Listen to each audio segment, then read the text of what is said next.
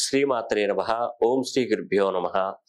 నమస్తే అండి, అందరూ ఎలా ఉన్నారు? నేను మీ రామకృష్ణ ఖాన్. నేను చెప్తున్నటువంటి రాసుల గొప్పతనం ఏంటంటే, కొన్ని రాసులు ఉంటాయండి. ఆ రాసులు వాటి యొక్క గొప్పతనం ఏంటంటే, బ్రహ్మ రాసిన నుదుటి రాతను కూడా లెక్క చేయకుండా అద్భుతంగా ఎదుగుతారండి. అతను వాళ్ళ కుమారుడు గురించి ఒక పంతుల దగ్గరికి వెళ్ళారు. అతను ఏంటంటే కాశీలో ఉంటాడు. అతను ఏంటంటే అతను చెప్పినట్టుగానే జరుగుతుందని చెప్తున్నాడు. అతను ఏంటంటే, నీకు సంతానం ఇంతమంది ఉంటారు, నువ్వు వ్యాపారంలో బాగా సంపాదిస్తావు, నువ్వు కోట్లు సంపాదిస్తావు, లక్షలు సంపాదిస్తావు అని అన్ని పర్ఫెక్ట్గా చెప్పాడు. అన్ని పర్ఫెక్ట్ చెప్తుంటే ప్రతిసారి అతని దగ్గరికి వెళ్తూనే ఉన్నాడు. ఇంకో కొత్త మందిని జాయిన్ చేస్తూ ఉన్నాడు. అతను ఆ స్వామీజీ ఏం చెప్పాడంటే, ఆ గురూజీ ఏం చెప్పాడంటే, కాశీలో ఉన్నటువంటి గురూజీ, నీ అబ్బాయికి ప్రాణగండం ఉందయ్యా, నీ అబ్బాయి ప్రాణగండం ఉన్నది, నీ బాబు ఈ సంవత్సరం చివరికల్లా అతను చనిపోయే అవకాశాలు కనిపిస్తున్నాయని చెప్పాడు. ఆ తండ్రి గుండె పగిలిపోయిందండి అక్కడే.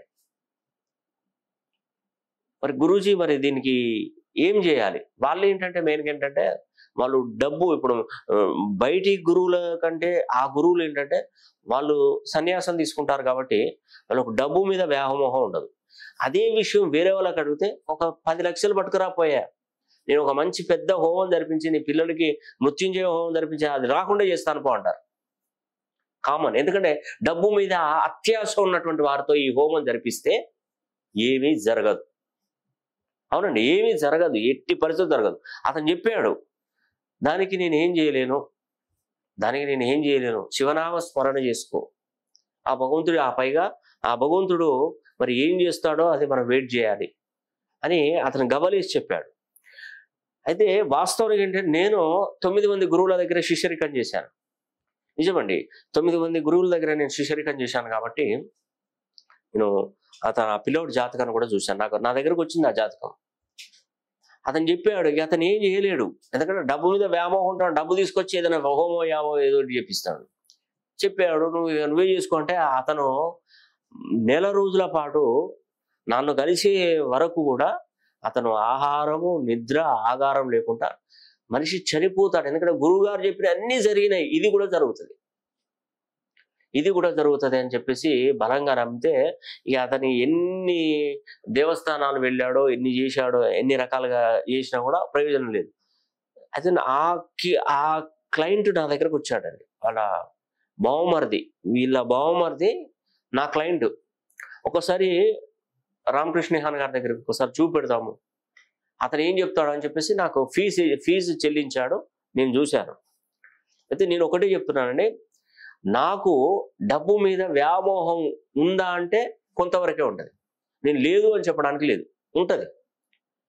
ఎందుకంటే నాకు డబ్బు మీద వ్యామోహం ఎందుకు ఉంటుందంటే, నేను ఒక ఆశ్రమాన్ని కడుతున్నాను, ఒక ఆశ్రమాన్ని నేను కట్టబోతున్నాను. ఆశ్రమం కట్టిన తర్వాత అందరికీ మంచి ఉపయోగాలు లభిస్తాయి. తద్వారా ఆ ఆశ్రమం ద్వారా ఎంతో మందికి మేలు జరుగుతుంది. చాలా రకాలుగా, అంటే కొంతవరకే. నేను అతను ఫోన్ చేసి నాకు పేమెంట్ చేసి నేను ఏదంటే, నేను నా కుటుంబం గురించి, నా పిల్లల గురించి, నేను ఆస్తిపాస్తులు సంపాదించిన ఆశ మాత్రం లేదు. ఒక ఆశ్రమానికి నేను తప్పకుండా ఎస్టాబ్లిష్ చేయాలి అని ఒక ఆలోచనలో అది కట్టాలి కంపల్సరీ. ఎంతో మందికి మంచి జరగాలి. మానసికంగా ఆందోళన చెందుతున్న నా దగ్గరికి వచ్చి నా ఆశ్రమంలో కొద్ది రోజులు ఉంటే వాళ్ళు సంతోషంగా ఫీల్ కావాలి. నా లక్ష్యం అదండి. చూసి జాతకాన్ని చూసి నా దగ్గర అతి పురాతనమైనటువంటి తాళపత్ర నిధులు ఉంటాయి. నేను 9 మంది గురువుల దగ్గర నేను శిష్యరికం చేశాను. నాకు మా గురువుగారు డూప్లికేట్స్ కూడా నాకు అందివ్వడం జరిగింది. చాలా ఉంటాయి. అతి పురాతనమైనటువంటి తాళపత్ర గ్రంథాలు ఉన్నాయి. దీంట్లో చూశాను, అబ్బాయి జాతకాన్ని చూసి గబలు వేసి చూసినప్పుడు నాకు దాంట్లో తెలిసింది ఏంటంటే, ఈ పిల్లవాడికి నుదుటి రాతను రాసిన బ్రహ్మదేవుడిని, ఆ రాతను మనం మార్చవచ్చు అని తెలిసిందండి. తెలిసింది అతనికి చెప్పాను. వాళ్ళ తండ్రి గారిని హుటాహుటిన నా దగ్గరికి పిలిపించుకొని నేను, ఎందుకంటే ఇది బాధతో కూడినటువంటి కేసు కదా, ఇది అంత ప్రాబ్లం ఉన్నటువంటి అది పిలిచాను. మీ అబ్బాయికి ఎన్ని నెలలు టైం ఉందంటే ఇంకొక 3 నెలలే ఉంది. ఆ గురువు గారు చెప్పిన దానికి దీనికి 3 నెలలే ఉన్నదన్నాడు. ఈ సంవత్సరం చివరాఖరులో అన్నాడు. నేను చెప్పాను అతనికి, నువ్వు హోమం చేయనవసరం లేదు, యాగం చేయనవసరం లేదు, ఏది చేయనవసరం లేదు. ఒక చిన్న పరిహారం చేసుకో అని చెప్పాను. ఒక చిన్న పరిహారం చేసుకోవద్దు. ఆ పరిహారం చేసుకుంటే మీ అబ్బాయికి దాని నుండి విముక్తి లభిస్తుంది. అంటే ఎన్ని లక్షలైనా ఎన్ని రూపాయలైనా నేను ఖర్చు పెట్టదు, ఏ రూపాయి కూడా ఖర్చు పెట్టద్దు. కానీ నేను చెప్పిన తర్వాత మీ అబ్బాయి పూర్ణాయుష్కుడు అయిన తర్వాత నా ఆశ్రమానికి ఏదైనా డొనేట్ చేసి, నేను అప్పటి వరకు నేను ఒక పైసా ముట్టను అని చెప్పాను. నేను అసలు అడగను అని చెప్పాను. ఏది కూడా నువ్వు ఇస్తే ఏదైనా సిమెంట్కి కానీ, ఇసుకకు కానీ, కాంక్రీట్కి కానీ, ఇటుకలకు కానీ ఏదైనా మాకు డొనేట్ చేయండి అంతే. మేము కట్టే ఆశ్రమానికి డొనేట్ చేయండి. ఐరన్ కానీ చేయండి. మీకు ఆ పునాదులు తీసినప్పుడు మీరు ఇచ్చినటువంటి ఆ పుణ్యఫలం ఉంటుంది ఆ ఆశ్రమానికి. నేను అతనికి చెప్పానండి. చెప్పిన తర్వాత అతనికి ఆ పరిహారం చెప్పాను. ఆ పరిహారం చెప్పిన తర్వాత ఆ తారపత్రాలలో ఉన్నటువంటి పరిహారం, ఆ పరిహారం చెప్పిన తర్వాత ఏంటంటే అతను పూర్ణాయుష్కుడు అయిపోయాడు. పూర్ణాయుష్కుడు అయిపోయాడు. అతని మరణం అనేది లేదు, తప్పిపోయింది, అక్కడ నుండి తప్పిపోయింది. నేను దీంట్లో ఉన్నటువంటి తాళపత్ర నిధిలో ఈ అబ్బాయికి అమృత గడియలను ఉంటాయి. ప్రతి తాళపత్ర గ్రంథం అంటే ప్రతి జాతకానికి అమృత గడియలు.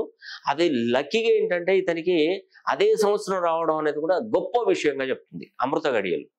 ఆ అమృత గడియలలో నేను చెప్పినటువంటి ఆ యొక్క చిన్న ప్రయోజనం కలిగిన ఒక చిన్న రెమెడీని చెప్పారు. అదే పర్ఫెక్ట్ అన్నట్టు. అది చేశాడు. ఆయన అబ్బాయి పూర్ణాయుష్కుడు అయిపోయాడు. ఈ విషయం తెలుసుకున్న తల్లిదండ్రులు ఎంత సంతోషపడ్డారో. ఈ విషయం హుటాహుటిన ఆ గురువు గారు చెప్పాలి. మళ్ళీ ఇక్కడ తప్పిపోయిందని గురువు గారు చెప్పాలి కదా. ఆ గురువు గారు దగ్గరికి వెళ్ళి అతన్ని చూపెడితే అతను అంజనం వేసి చూశాడు. అంజనం వేసి చూస్తే మీ అబ్బాయికి 80 సంవత్సరాల దాకా మళ్ళీ ప్రాణగడ్డం లేదు, ఇది తప్పిపోయింది, ఆ పరమేశ్వరుని యొక్క అనుగ్రహంతో తప్పిపోయింది అని చెప్పాడు. 80 సంవత్సరాల దాకా రాసిచ్చాడు. అంటే కొన్ని సందర్భాలలో నేను చెప్తున్నాను కదా, కొన్ని రాసులకు అదృష్ట యోగం అనేది కూడా చాలా అద్భుతంగా పడుతుందండి. అయితే బ్రహ్మ రాసిన నుదుటి రాతను మార్చే శక్తి ఏ రాశిలోకి ఉంటుందంటే, ఒకటి వృషభ రాశికి తులారాశికి ఉంటుందండి.